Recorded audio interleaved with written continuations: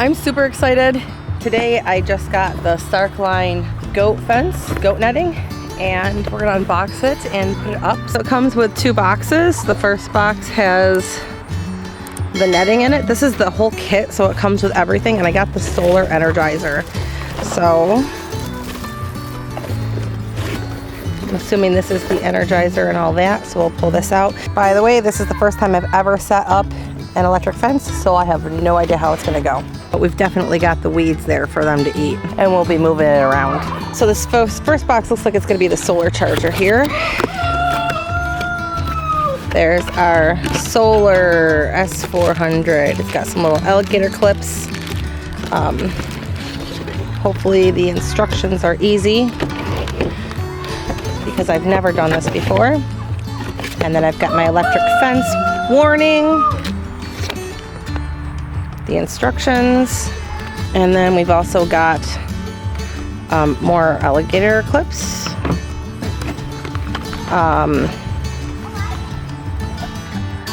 This must be to charge the solar charger. What? Hopefully I can figure out how to put this together without enlisting the help of my man, because I've already got him busy doing other stuff. So this is the fencing. It feels like nice fencing. I mean, it doesn't feel like flimsy and cheap. All right.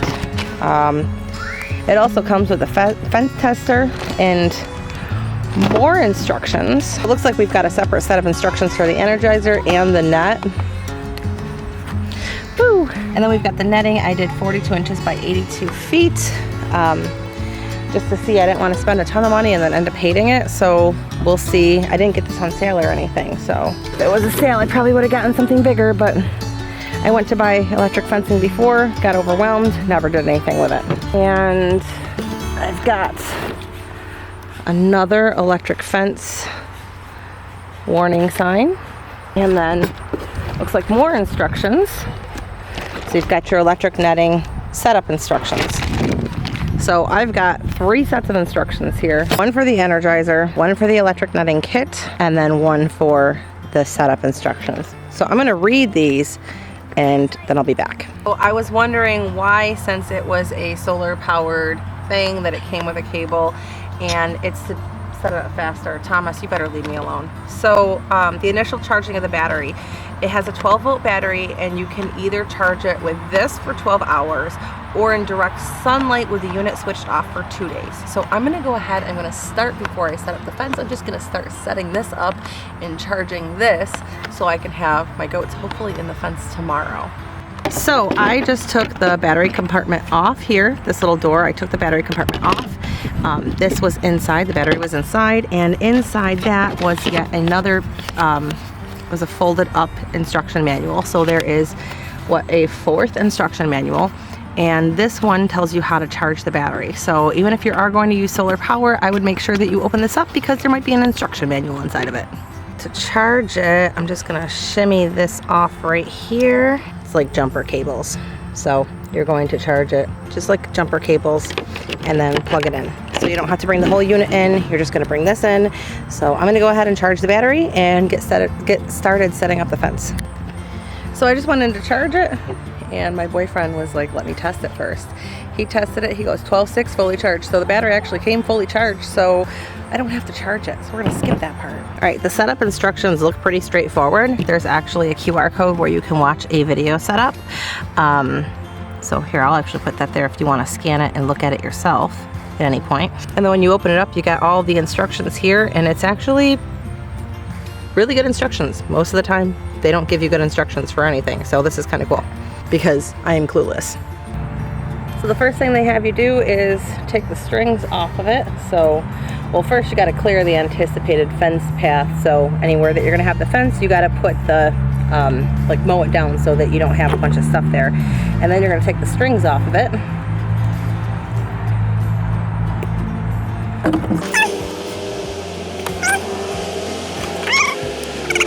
Then you're going to lay out the posts. While holding the post, walk backwards and lay the posts out one at a time. Unfold the entire roll of netting. Drop each post in the proper sequence along the anticipated fence line. I'm not going to record this because I'm just gonna do it, but I'll come back when I'm done. All right, when you go to unroll it, there are strings on here that you're gonna have to take apart or it's not gonna unroll. So make sure you grab those strings. So I know 82 feet is small. I'm just gonna be rotationally grazing my flyers, but this is how big 82 feet is. I don't know if you can really tell. There's a four-wheeler for reference. So it's a small little area. I probably should have gone with double the size, but I heard that it was hard to unroll. It wasn't that big of a pain to unroll, to be honest. It got tangled a couple of times, but it's super easy to untangle, especially once you get the hang of it. So I probably should have gone with the higher or the bigger one, but we'll see how this works. Next step is pretty easy. You just have to insert the posts in the ground. So they're step-in posts. And then you're gonna tie the ends together, pigtailing it.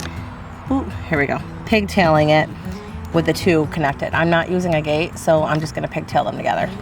Okay, so I've got this all set up. I don't have it pigtailed together yet, but I've got it all set up, and that's what the fencing looks like set up. We'll have to see. I mean, it does like sag a little bit even when I pull it tight.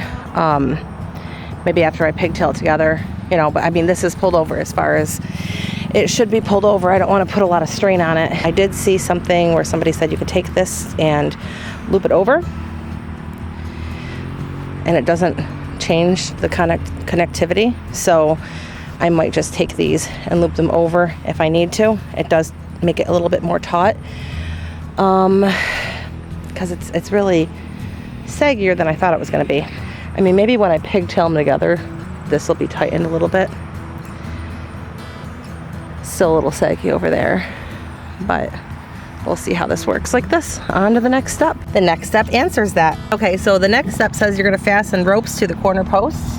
So I've got these ropes in here, and then you stake the ropes into the ground, and this is going to prevent it from sagging. So I guess I'm good. So you're gonna use these little things that come on there. You're gonna use these, and you're gonna thread the rope through that. Oh, and then use the stakes that it comes with. So I'm pretty sure I'm wrong. These don't go on the top of the fence. They must just be replacements. I think we're just sliding them through the initial thing because these will not slide on top of the other ones that are already there. So they're like the same thing. So these must just be replacements. There's not enough rope for every single one. There's just 4, so for the 4 corners. And then I did bend 1 putting it in, but there's like 4 extra, so. The next step is to drive your ground rod into the ground. According to this, the ground rod should look like that. My ground rod is a little bit different. I don't particularly care for this one because it looks like that one has handles, so I can pull it out easier when I move it. Oh, what do you want to bet?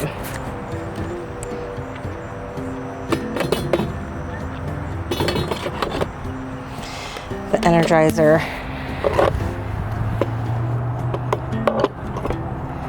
Yep. The energizer is going to fit right on the ground rod like that. I probably got a different ground rod because I have a different energizer because I've got the solar one. So I guess we're going to set that up now. So I've got my solar power unit. And I use my post pounder to put my grounding rod in. It doesn't say how far in it needs to be, but I think I'm good. I managed to not hurt myself. I put the flat side facing out because this is sliding on there like that, right? So I put the flat piece, because the flat piece goes like that. There we go.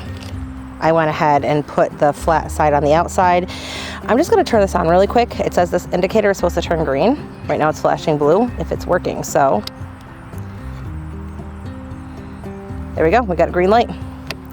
So it is in fact fully charged. And now I'm going to have to hook this up to my fence.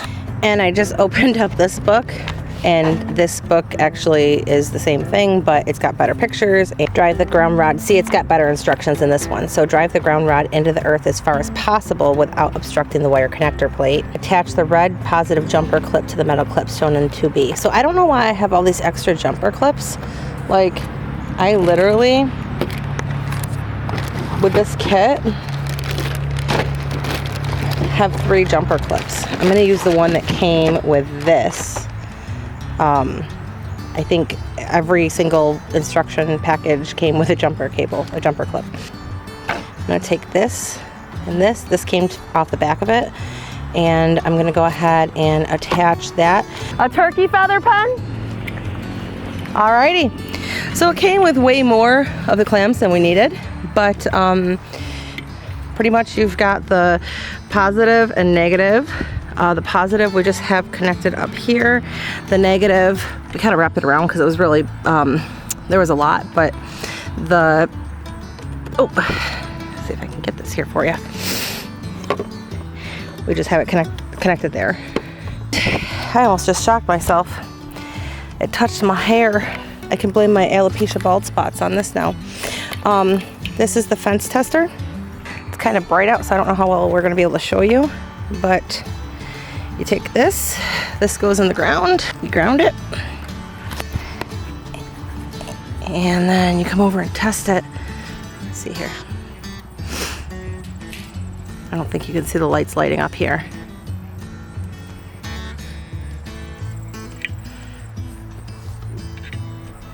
So over here it's 4,000. I don't know if that's because I got grass on it or what. That's probably not helping it right there because I got some grass in there. And then over here, it's testing it at 6,000. I don't know if you can see that in the camera, but it's flashing.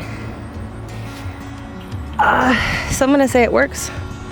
I don't know, I'm not gonna touch it, at least not intentionally. I'm sure at some point in time I will. Come on, why are we so blurry right now?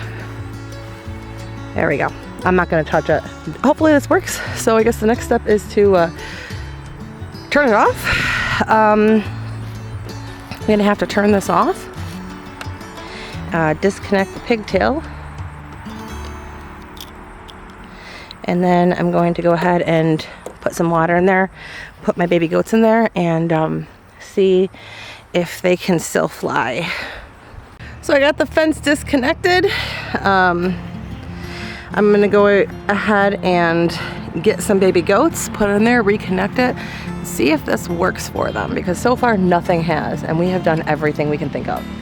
I went ahead and grabbed a little bit of corn, so hopefully I can, everybody wants it though, hopefully I can distract them. They really don't want to come though, but hopefully I can distract them enough so that I can actually get it set up. I'm sure, come on guys, this is how bad they are. But hopefully I can distract them enough. Okay, it's a really little bit of corn. I might need both hands here to deal with Thomas, so I'll show you. I'll be back when I get it all set up.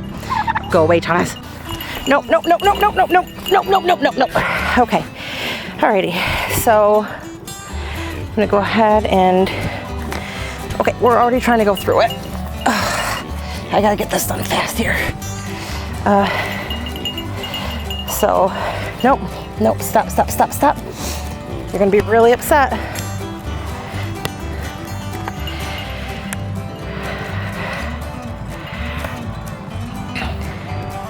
Okay, get my clip out. Got the camera on my neck, so I don't know how well you can see this. But I'm gonna put these together, get the clip out, and turn it on. And hopefully this works.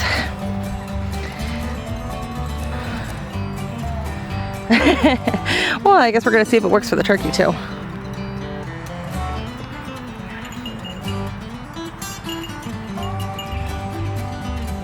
I mean, so far so good, but we also haven't tried to get out. So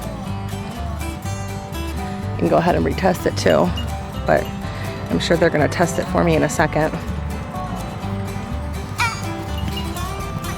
Oh, oh, oh, oh.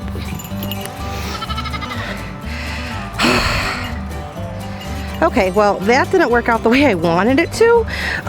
Let's try this again. So we'll come check on these ones. For the little ones, it did not work for them. They're my Queens of Chaos, and I guess nothing will hold them. But for this little one and this one, so a Nigerian dwarf kid and a Nigerian dwarf doe, it works for both of them. She's not happy right now because she wants to get out, and she tried and she got shocked. I don't think he's tried, to my knowledge. But I guess my review here is that if you have, I think that this would have worked better for my Queens of Chaos. I think when they're a little bit bigger, it'll probably work. But for now, it's not going to. So absolutely no fence will hold them unless it's got a roof, I guess. But for these ones, oh, don't come and touch me. I'm sorry. But for the rest of my goats, it'll work. And I think maybe when my Queens of Chaos are not kids anymore, it'll work better for them. But I like it. I'm happy with it. It's easy to put together, and now that I know how to do it, it'll be very easy to move it. And now I'll start rotating them. The only regret that I have is that I wish that I had gotten a bigger one. For the kids, if the netting was closer together, it would work, because they just go right through it. But I don't have normal goats. Those ones, I've had many, many goats over the years, and those ones are nothing but trouble. So, right, pumpkin pie? You're a good girl. Thank you for being a good girl. I'm sorry. I'm sorry. And I got a bucket of water over there.